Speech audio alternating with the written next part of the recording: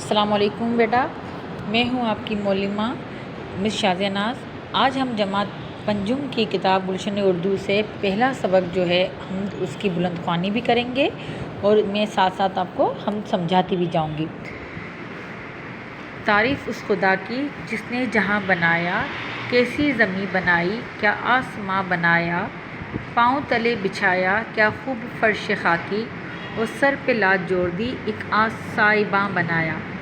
بیٹا، اس نظم کے شاعر کا نام اسماعیل میرٹھی ہیں۔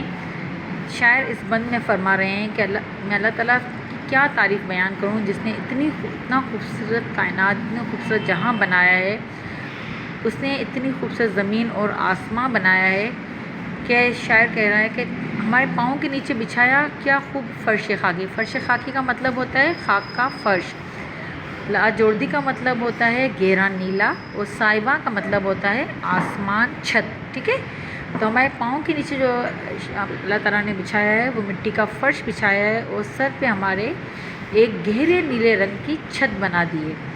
مٹی سے بیل بوٹے کیا خوش نما اگائے، پہنا کے سبز خلعت ان کو جواں بنایا، خوش رنگ اور خوشبو گل پھول ہیں کھلائے، اس خاک کے کھندر کو کیا گلستاں بنایا۔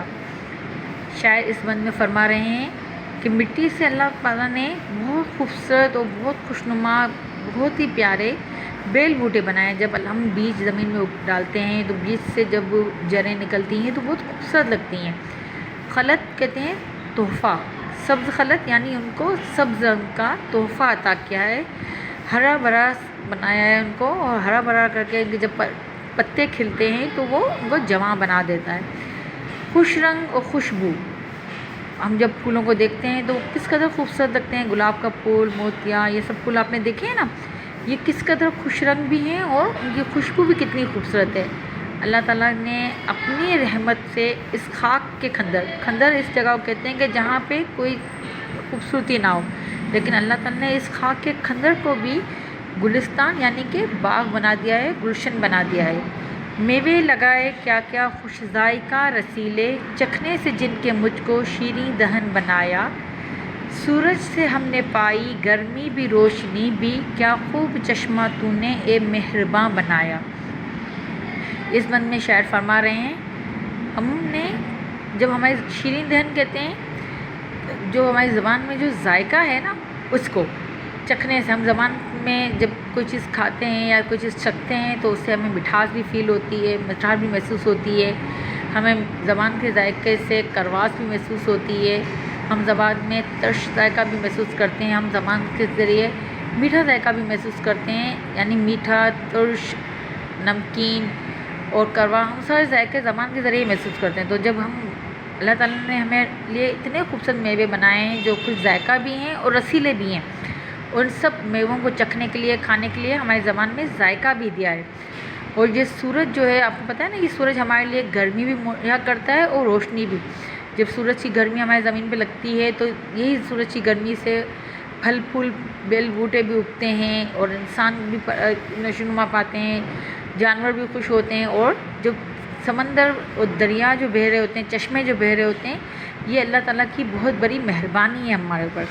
سورج بنا کے تو نے رونق جہاں کو بخشی، رہنے کو یہ ہمارے اچھا مکان بنایا، یہ پیاری پیاری چڑیا پھرتی ہیں جو چہکتی، قدرت نے تیری ان کو تسبیح خواں بنایا۔ تسبیح خواں کا مطلب ہوتا ہے تعریف کرنے والا۔ ٹھیک ہے، تو سورج بنا کے اللہ تعالیٰ نے دنیا کو رونق تو بخشی ہے، لیکن ہمارے لیے رہنے کے لیے ایک گھر بھی بنا دیا، کیونکہ اس سورج کی روشنی کی وجہ سے ہم زمین پہ رہنے کے قابل ہوئے ہیں۔ زمین پہ اللہ تعالیٰ کے جتنی بھی خوبصورتی ہے وہ موجود ہے۔ یہ پیاری پیاری چڑیاں جو چہکتی پھرتی ہیں، آپ دیکھتے ہو نا، یہ صبح صبح اٹھتی ہیں، یہ پرندے جب صبح صبح اٹھتے ہیں تو صبح شادی کے وقت ان کی چڑیاؤں کی چہک چہار اور یہ کوئل کی کوک جب آپ سنتے ہو تو یہ اللہ تعالیٰ کی تعریف کر رہی ہوتی ہیں، یہ اللہ تعالیٰ کی تعریف بیان کر رہی ہوتی ہیں۔ تنکے اٹھا اٹھا کر لائیں کہاں کہاں سے، اس خوبصورتی سے پھر آشیاں بنایا، اونچی اڑانیں ہوا میں اونچی اڑیں ہوا میں، بچوں کو پر نہ بھولیں، ان بے پروں کا ان کو روزی رساں بنایا۔ آپ دیکھتے ہو نا، جب پرندہ اپنا آشیان بناتا ہے، آشیان مطلب اپنا گھر بناتا ہے، گھونسلہ بناتا ہے، تو وہ کہیں سے کبھی کہاں سے تنکے اٹھا اٹھا کے، آپ نے دیکھا ہوگا کہ پرندے جب چڑیا ہو، کبوتر ہو، کوا ہو، جتنے پرندے ہیں یہ نہ جانے کہاں کہاں سے تنکے اٹھا اٹھا کے لاتے ہیں اور پھر بہت خوبصورتی سے اپنا گھونسلہ بناتے ہیں۔ آپ نے دیکھا نا کہ گھونسلہ کس قدر خوبصورت اور کس قدر مضبوط ہوتا ہے۔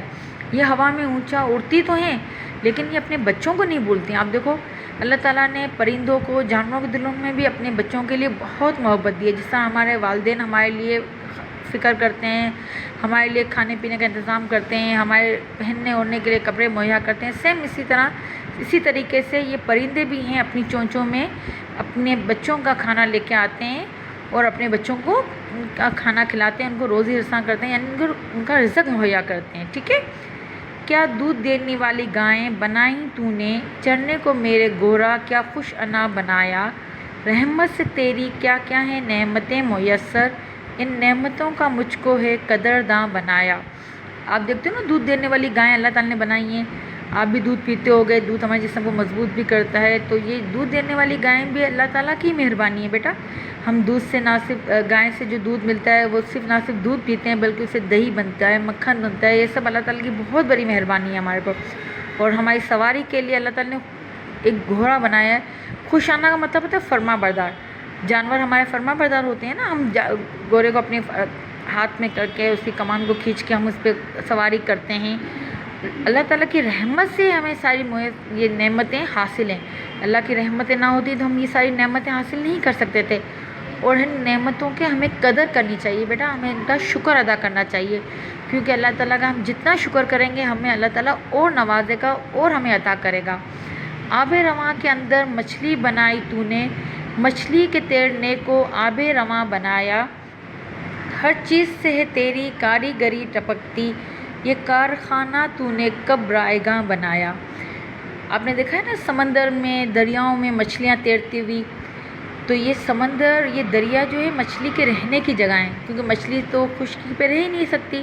تو یہ اللہ تعالیٰ کا بہت بڑا کرم ہے، رحم ہے اس مالک کا کہ اس نے زمین کے اوپر تو ہمارے لیے طرح طرح کے کھانے پینے کی چیزیں رکھی ہیں، لیکن سمندر کے اندر بھی ہمارے لیے مچھلی کو رکھا ہے تاکہ ہم اس کو کھا کے اپنی صحت کو اچھا کریں اور ہم طاقت حاصل کریں۔ اور مچھلی کے تیرنے کے لیے اللہ تعالیٰ نے آب رواں بنایا، یعنی پانی کو بہتا ہوا بنایا ہے۔ کیونکہ آپ ایک بات یاد رکھو کہ جب ایک جگہ گندا پانی ہوگا، سیلن والا پانی ہوگا، تو وہاں مچھلی نہیں تیر سکتی ہے، کیونکہ گندگی میں کبھی مچھلی نہیں ہوگی۔ آپ دیکھو نا جہاں پہ کائی ہوگی، گندگی ہوگی، تو وہاں جانور جو ہیں رہ نہیں پاتے، تو مچھلی کو آب رواں یعنی بہتے ہوئے پانی میں مچھلی ہوتی ہے۔ تو اللہ تعالیٰ کی یہ بہت بڑی قدرت ہے کہ اس نے بہتے ہوئے پانی میں ہمارے لیے مچھلی رکھی ہے۔ ہر چیز سے تیری کاریگری ٹپکتی ہے۔ اللہ تعالیٰ کی آپ کن کن نعمتوں کا شکر ادا کرو گے؟ آپ درختوں کو دیکھو، آپ پھلوں کو دیکھو، انسانوں کو دیکھو، آسمان پہ چمکتے چاند تاروں کو دیکھو، سورج کو دیکھو، آپ زمین پہ اگی ہوئی ہر چیز کو دیکھو۔ آپ دیکھو کہ اس رب نے کس قدر ہر چیز کو خوبصورت بنایا ہے۔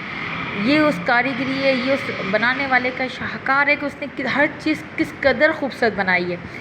یہ کارخانہ یعنی کہ یہ جو دنیا ہے، اس کو کارخانے سے تشبیہ دی ہے کہ یہ کارخانہ کب تو نے رائے گاں بنایا۔ شاعر رائے گاں کا مطلب ہے کہ شاعر کہہ رہا ہے کہ کوئی چیز بھی تیری بیکار نہیں بنی ہوئی ہے، چاہے وہ جانور ہوں، چاہے وہ پرندے ہوں، چاہے وہ انسان ہوں، چاہے وہ پھل پھول ہوں، چاہے بیل بوٹے ہوں، دنیا کی کوئی چیز یعنی کہ تنکے سے لے کے درخت تک کوئی چیز بھی رب کائنات کی بنی ہوئی بیکار نہیں ہے۔ امید ہے آپ اس نظم کو اچھے سے سمجھ گئے ہوں گے۔ اب آپ گھر میں بھی اس نظم کی بلند خوانی 2 سے 3 مرتبہ کیجیے گا۔ میں نے مشکل الفاظ بھی سمجھا دیے ہیں آپ کو۔ اس کے علاوہ بھی اگر آپ کو کسی کام میں مشکل پیش آئے تو آپ اپنی کلاس ٹیچر سے کانٹیکٹ کر کے مجھے بتا دیجیے گا، میں آپ کو اور آسانی سے سمجھا دوں گی۔ ٹھیک ہے، شکریہ بیٹا۔